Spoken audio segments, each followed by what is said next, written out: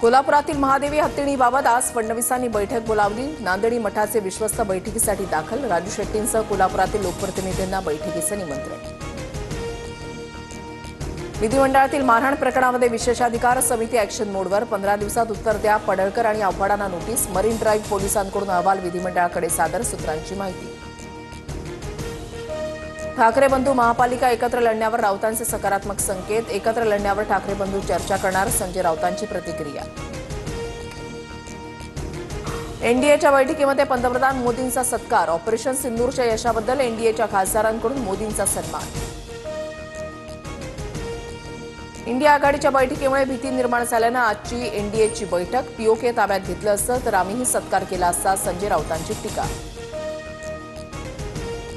मुख्यमंत्री देवेंद्र फडणवीसांच्या मतदारसंघात नळाला घाणेरडं पाणी। भाजपचे आमदार संदीप जोशींचं नागपूर महापालिका आयुक्तांना पत्र।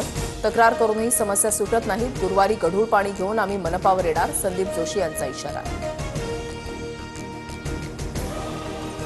ठाण्यामध्ये अचानक जिल्हाधिकारी कार्यालयाकडून अनेक फाईल्स मंजूर। लोढांनी जिल्हाधिकाऱ्यांच्या घरी जाऊन फाईल्स मंजूर केल्या। मंजूर करण्यात आलेल्या फाईल्सची तपासणी व्हावी।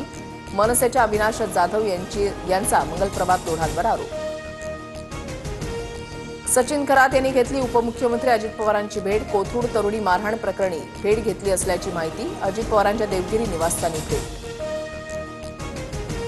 भारताला लक्ष्य करणं अन्याय आणि तर्कहीन। टॅरिफ वाढवण्याची धमकी देणाऱ्या अमेरिकेला भारतानं सुनावलं तर भारत राष्ट्रीय हितांचे आणि आर्थिक सुरक्षेचं रक्षण करण्यासाठी सर्व पावलं उचलेल।